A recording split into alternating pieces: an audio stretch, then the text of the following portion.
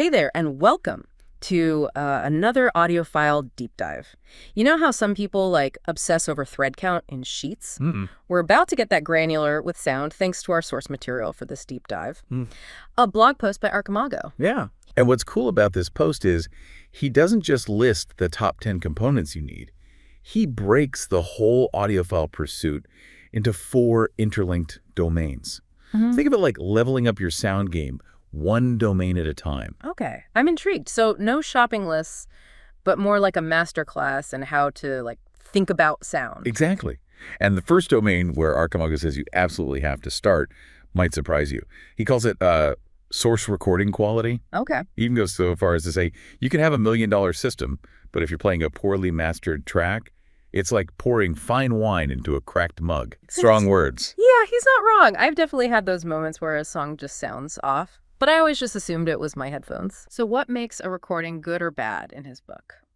Well, he's a huge advocate for something called dynamic range, which basically means the difference between the quietest and loudest parts of a track. Imagine a whisper versus a scream. Right. A recording with wide dynamic range captures all those nuances, Oh, making it sound more realistic and impactful. that makes sense. So a recording with poor dynamic range would sound kind of compressed, like it's all on one level. Exactly. And sadly, a lot of modern music falls into this trap because of the loudness war. Basically, to make tracks sound louder on the radio or streaming services, they often compress the heck out of the dynamic range. You get a louder track, but it loses all its depth and emotion. Oh man, that reminds me of some albums I've heard where everything just blends together. It's like listening to a wall of sound. So how can we, as listeners, avoid falling victim to the loudness war? How do we even know if a recording has good dynamic range? Archimago has a great tip for that. He recommends checking out the DR database.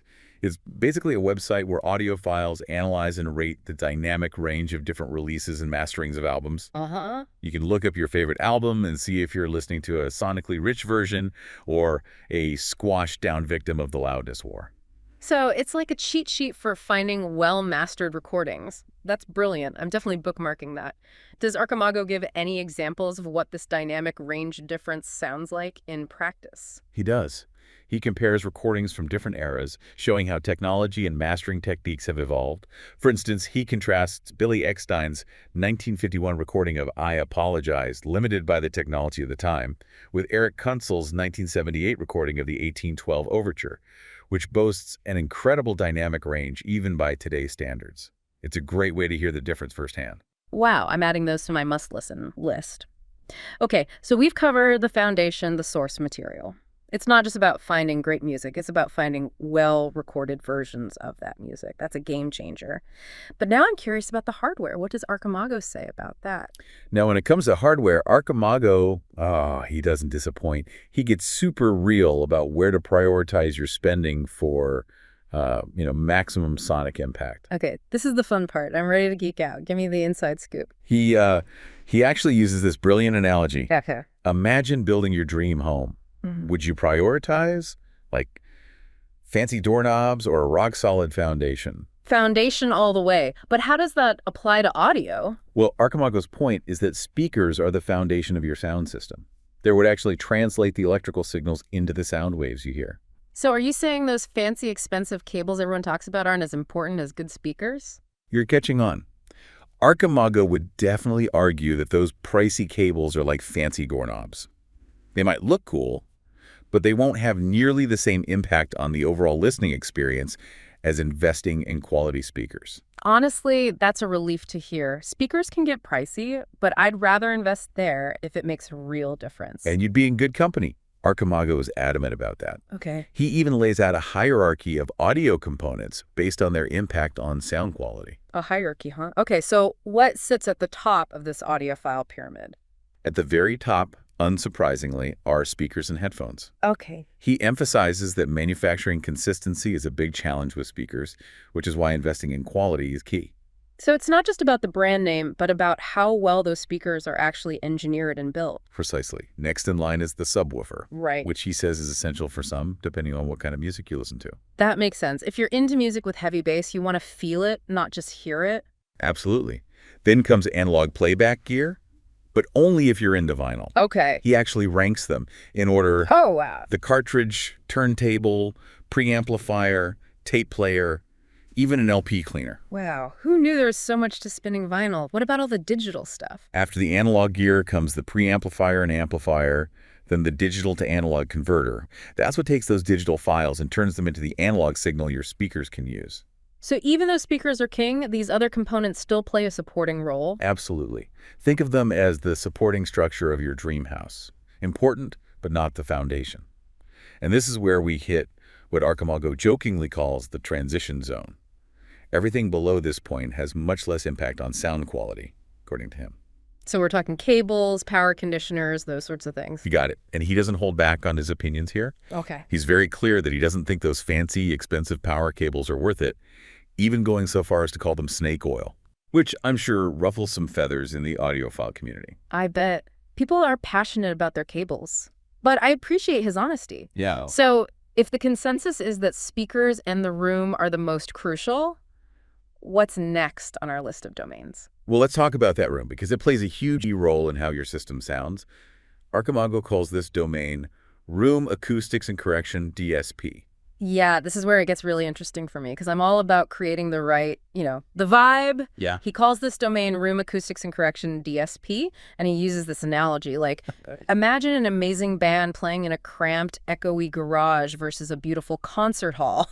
Yeah. That's the difference room acoustics can make. It's a fantastic analogy. You can have the best speakers in the world, but a bad room will absolutely hold them back. Right.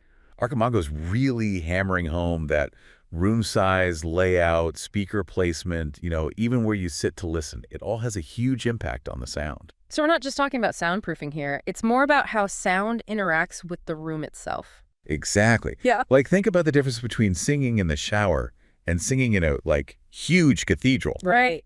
That's the impact room acoustics can have on sound. Wow. Archimago stresses that the listening position where you are in relation to the speakers and how the sound bounces around the room, it's crucial. Okay. He even suggests factoring room acoustics into your budget, just like you would with any other component. Yeah, that makes sense. Yeah. It's an investment in the overall experience, right? Yeah, absolutely. But let's be real. Not all of us have the luxury of designing a dedicated listening room.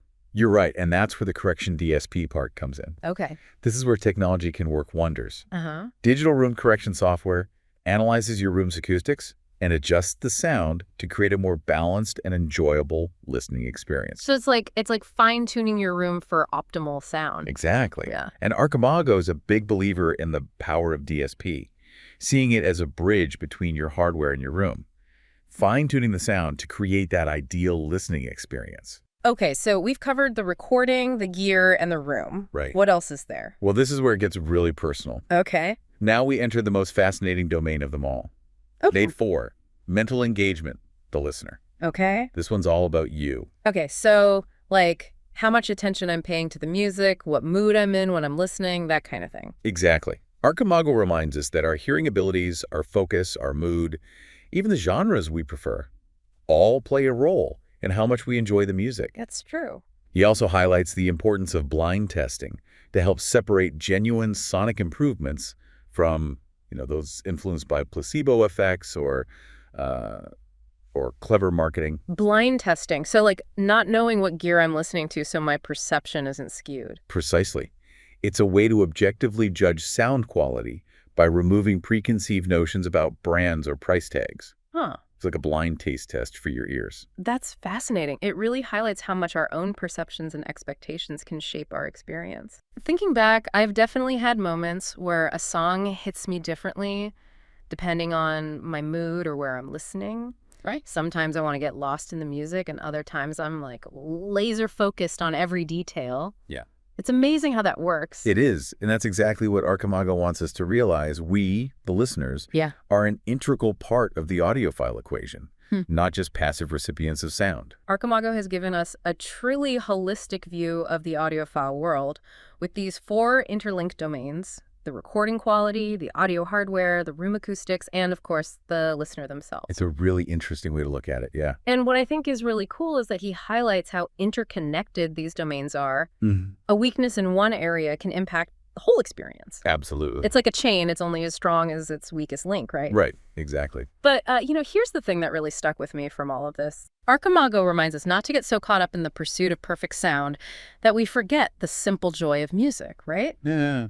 At the end of the day, it's all about connecting with the music we love. Couldn't agree more. It's about the experience, not just the equipment. So there you have it, Archimago's 4 domains of the audiophile experience, from hunting down those dynamically rich recordings to optimizing our listening spaces and even understanding our own listening biases. And I hope you've enjoyed it as much as I have. Until next time, happy listening.